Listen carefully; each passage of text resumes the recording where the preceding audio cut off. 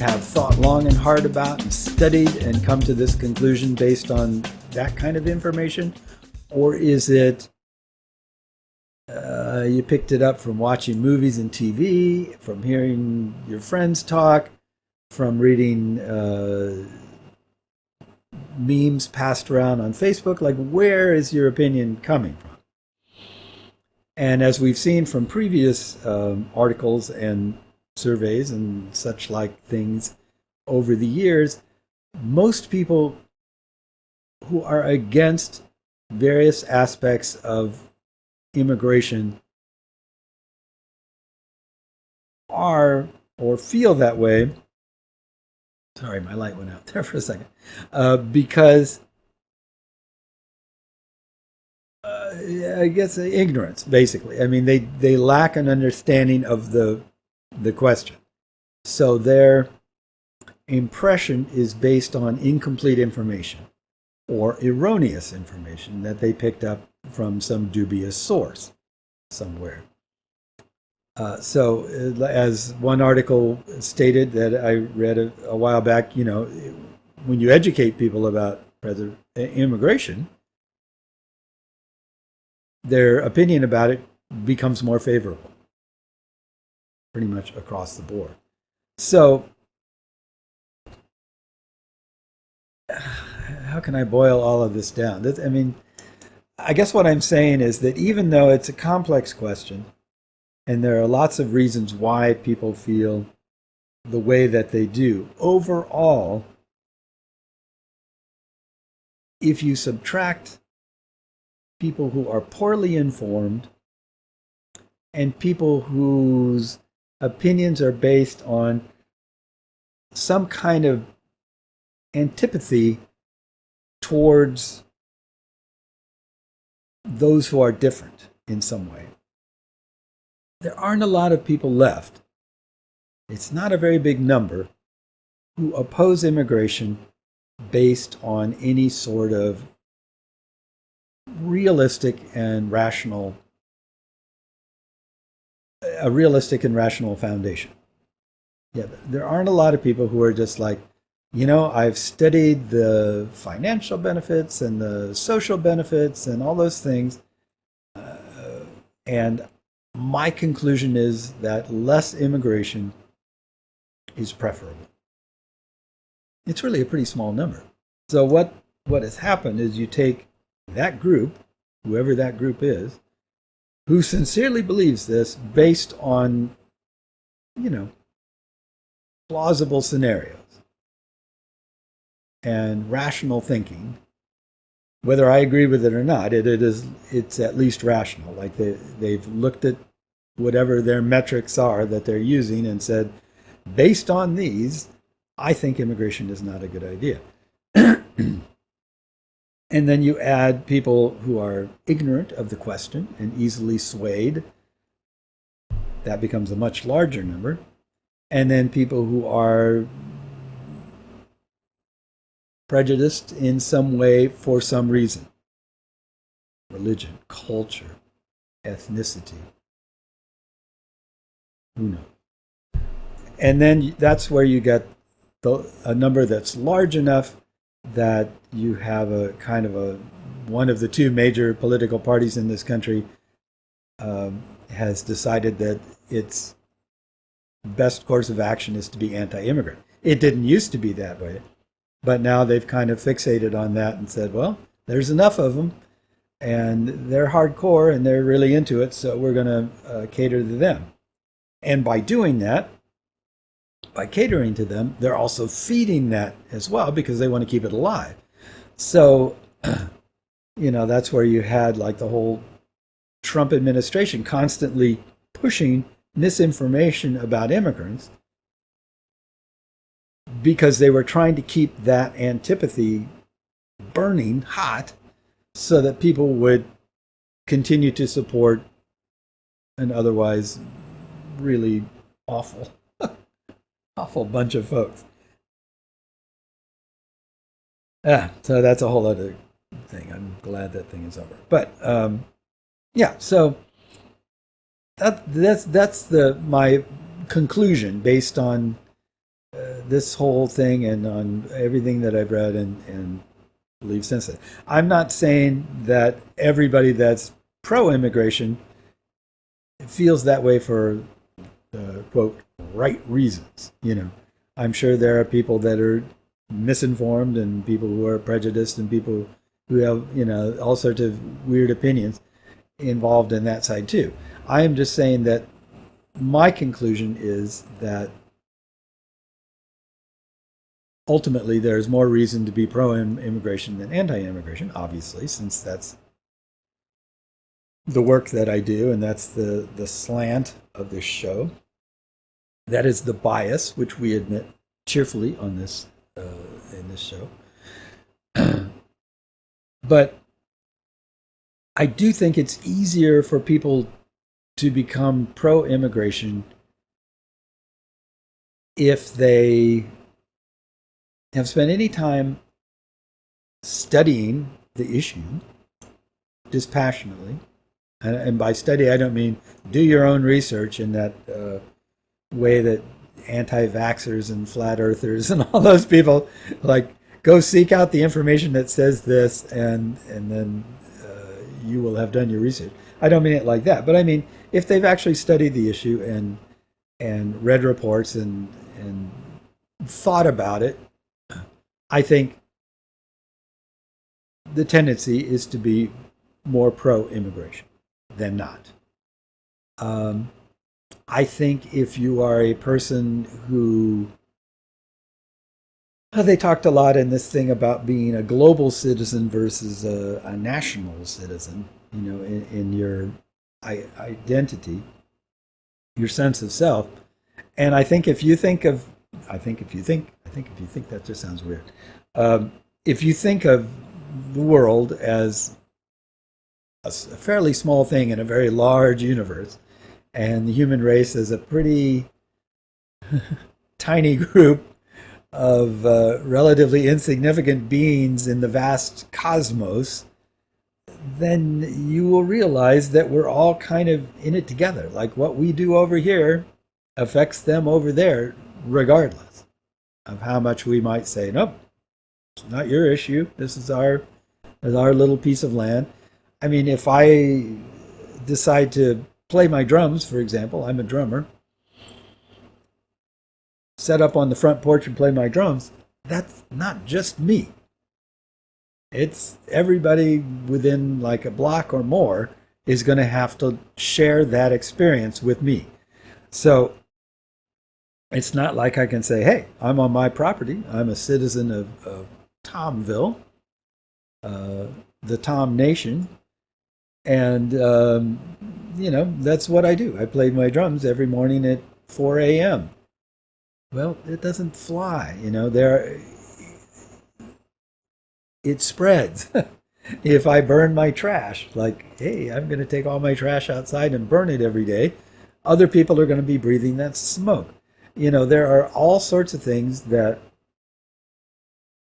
I do or I could do that would have a huge effect on everybody around me. So it's not like you can just say, well, I don't care.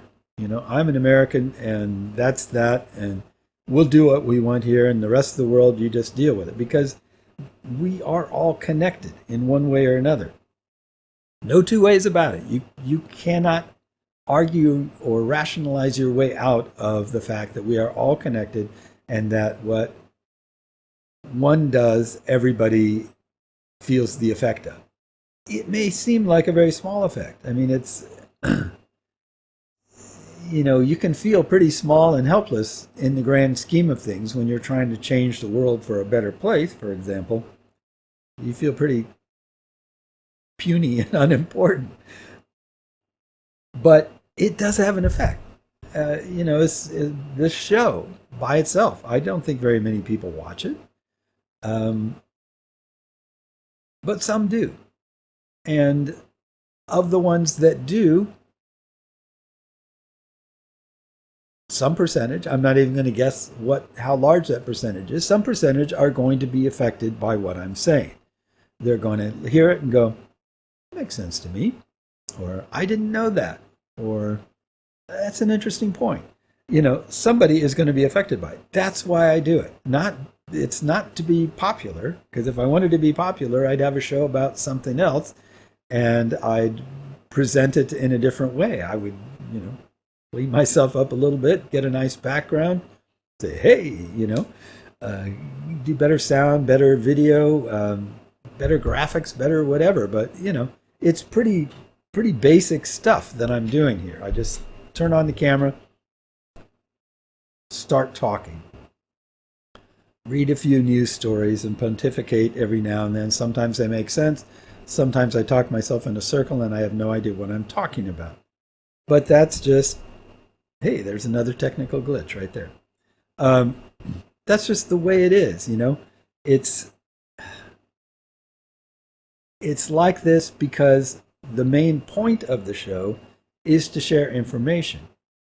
It's to get these ideas and this info out there into the world somewhere, some little bit, and it'll trickle on down the stream. You'll listen to this and you go, I didn't know that. And then the next time somebody's talking about immigration, you'll go, hey, here's something that you may not know. And you'll say that to them. And they'll say that to somebody else. And on and on and on. So there is an effect. It does have an effect. And it may be a very small effect, but it is an effect. And that's why it's worth doing. And so, anyway, I'm just using myself and my little tiny public television show, radio show, as an example of how even something as small and relatively unimpressive as this can have an effect and will touch people and will make a difference. And then you expand that to the size of a whole country, particularly one as huge as the United States. And the stuff we do here affects everybody around the world to some extent, either directly because we're trying to. We've been known to mess with other governments and, get involved with things, start wars, and do all sorts of nefarious things in different places, and good things too. Give away money and provide assistance and whatever. So there's a little bit of both. We have good and bad effects on the world, but we have an effect on the world. So it's all a very, very long way around saying that I don't think that you can take that America first kind of philosophy and really be intellectually honest. It's just not tenable to say we're going to promote ourselves and take care of ourselves, and the rest of the world, you're on your own, because they're not. I mean, I suppose if we could leave them alone in some way, like we could consume our own greenhouse gases and breathe our own pollution and deal with our own plastic waste and somehow replenish all of the natural resources that we're using up here that other people could be using, and so on and so forth, all the way down the line. If we could somehow do that, then yeah, it might be something that you could say. But because we don't, and we're not, and we can't, then so on and so forth. Okay. I'm rambled on too long about that. But I just think it's really important for all of us to be honest with ourselves and each other when we consider our place in the world. And we are global citizens, whether we like it or not, whether we want to be or not. And simply pretending that we're not, or turning our back on everybody else and saying we're going to worry about ourselves first and foremost, is you're lying to yourself if you think that you can do that and not have it be something akin to walking through a group of people on the ground who are starving and saying, well, that's your problem, it's not mine, I'm just not going to do anything about it. It doesn't work that way. The world doesn't work that way. Anyway, enough about that stuff. I have a little bit of time left. I'm going to read this article. Schumer readies Plan B to push immigration changes unilaterally. Well, this is from a while back, and it still hasn't happened yet, as far as I know. But we'll just share it anyway. So, Senator Chuck Schumer, Democrat of New York and the majority leader, is quietly considering trying to use a fast-track budget maneuver to legalize millions of undocumented immigrants should bipartisan talks on providing a pathway to citizenship fall apart. Mr. Schumer has privately told members of the Congressional Hispanic Caucus in recent weeks that he is actively exploring whether it would be possible to attach a broad revision of immigration law to President Biden's infrastructure plan and pass it through a process known as budget reconciliation, according to two people briefed on his comments. The move would allow the measure to pass the evenly divided Senate with a simple majority of 51 votes, shielding them from a filibuster and the 60-vote threshold for moving past one, which would otherwise require at least 10 Republican votes. The strategy is part of a backup plan Mr. Schumer has lined up in the event that talks among 15 senators in both parties failed to yield a compromise. As the negotiations drag on with little agreement in sight, proponents are growing increasingly worried that Democrats may squander a rare opportunity to legalize broad swaths of the undocumented population while their party controls both chambers of Congress and the White House. Democrats must act, says Sergio Gonzalez, the director of the Immigration Hub, which pushes for a pro-immigrant agenda in Congress. Now is the time. This year is the time. We must have citizenship this year. Mr. Biden's immigration plan would provide a pathway to citizenship for an estimated 11 million undocumented immigrants and increase diversity visa and border security funding. But, conceding the long odds of achieving such extensive changes, lawmakers are focusing on cobbling together a package of smaller bills that would legalize about 8 million or fewer undocumented immigrants. They include House-passed legislation to grant legal status to people brought to the United States as children, known as Dreamers, immigrants who were granted temporary protected status for humanitarian reasons, and close to 1 million farm workers. Speaker Nancy Pelosi last month endorsed the idea of using reconciliation to push through an immigration measure, citing the budget impacts of immigration in our country. Senator Patty Murray of Washington, the number 3 Democrat, came out in favor of the approach last week. Still, the strategy carries risks and is far from guaranteed to succeed. Republicans involved in the talks warn that before Congress can act to address undocumented immigrants, it must address the large influx of migrants across the southwestern border. In March, border agents encountered nearly 19,000 children at the border, the largest number recorded in a single month, most of them fleeing poverty and violence in Central America, though the numbers are dropping. Before we can do anything meaningful on immigration, we're going to have to deal with the current crisis at the border, said Senator John Cornyn, Republican of Texas, who has been involved in the bipartisan talks. I don't think the public is going to tolerate us ignoring this crisis, and it's just going to get worse unless we deal with it. As for moving Mr. Biden's immigration agenda through reconciliation, he said, I think they're dreaming. I don't think the parliamentarian will allow that. That's not really the purpose of reconciliation. To pull it off, Democrats would have to grapple with strict budget rules that limit what can be done under reconciliation. They require that any policy change included must have a budgetary impact that is more than merely incidental. Other measures favored by liberal activists, such as a federal minimum wage increase to $15 per hour, have been nixed from a reconciliation package by the Senate parliamentarian, the ultimate arbiter of the rules, for failing to meet that bar. The parliamentarian, Elizabeth McDonough, recently said that the reconciliation process could be used at least once more during this fiscal year. That ruling was widely seen as paving the way for Democrats to advance Mr. Biden's infrastructure bill using the fast-track process.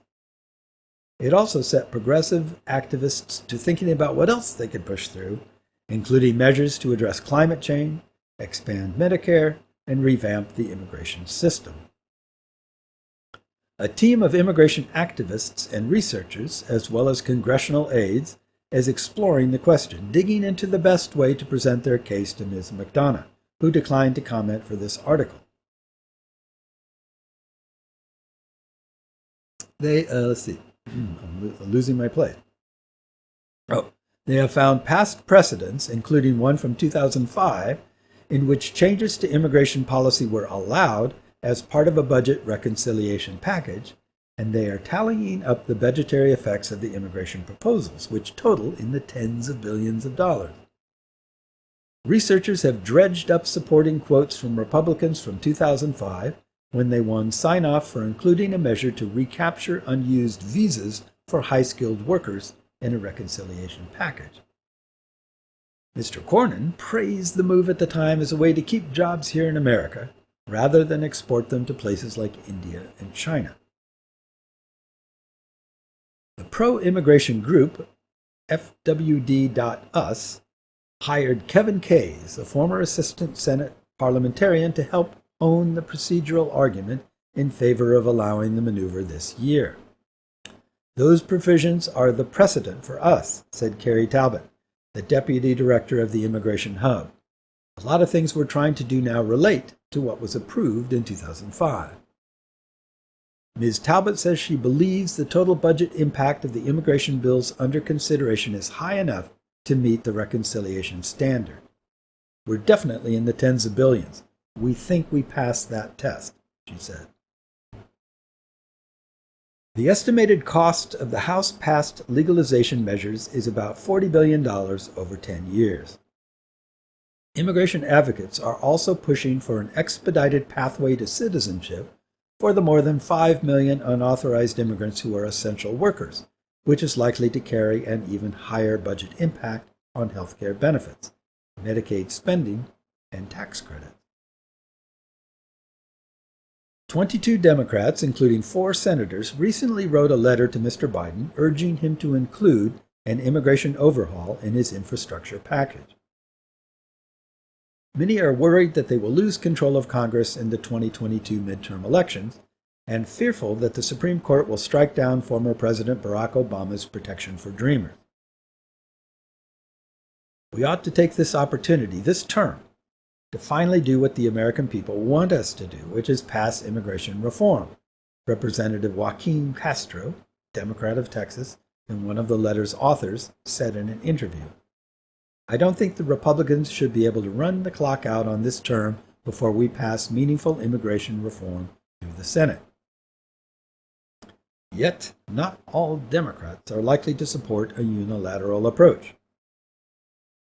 Senator Kyrsten Sinema, Democrat of Arizona, is co-sponsoring legislation with Mr. Cornyn to respond to the increase in migrants at the southern border by funding 4 regional processing centers in high-traffic Border Patrol sectors and improving the administration's capacity to deal with such influxes.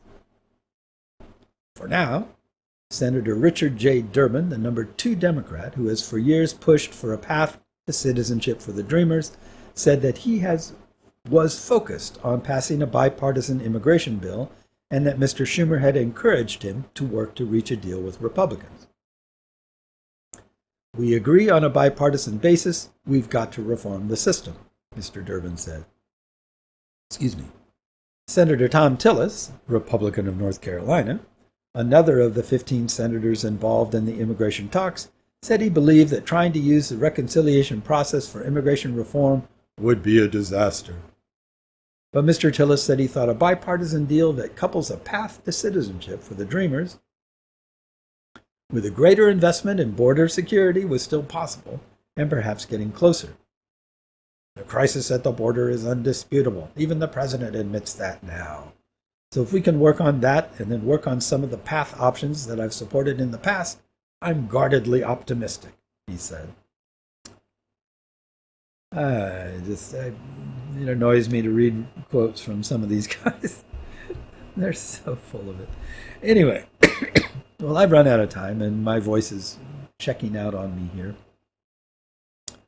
But I really appreciate, you know, all the time that you've stuck with me, that you've joined me for the show, and you spent time wading your way through some of this stuff along with me, because I do think this is really important to the country as a whole. I know a lot of people say the United States is a nation of immigrants. Well, sort of. I mean, it's kind of a weird statement in a number of ways, and it's problematic, but it is at least true-ish to the extent that most people here who are not actually Native American um, came here as immigrants. I mean, or they're descended from immigrants or something like that. So, in that sense, and because of the recent founding of this as a country called the United States, that makes the notion of a nation of immigrants more realistic. Because I mean, people wander to and fro all around the world and always have. So, you know, in that sense, all nations are or have been at some point nations of immigrants. It's just that the longer it was since people ended up settling there, and the greater the number of people who had been there for generations versus newcomers, the less you could use that kind of statement about them, you know, basically. Like Japan, for example, is not a nation of immigrants. It's a nation of Japanese, even though over time Koreans and Chinese and you know, other people have come there. Most Japanese people are descended from other Japanese people going way, way back. And so the majority of people in that country are Japanese. And therefore, you would not call that a nation of immigrants, regardless of the fact that the blood, if I can use that term, of immigrants runs through the people of Japan to some extent. But the United States is a more recently established country, nation, and the majority of the people here presently are or have at some point in their history come from somewhere else. And so, leaving aside the native nations that have always been here or have been here for long enough that we can call them, say they've always been here, yeah, this is kind of a nation of immigrants in that respect. And so the idea that we're just suddenly going to shut the door and say, no, everybody from here on out is a foreigner, and from here on back is a true American, is just nonsense. That's just ridiculous and self-serving and ludicrous. So, anyway, I have run out of time. I've got to go, but thank you for joining us, and I hope we'll see you next time. Bye-bye.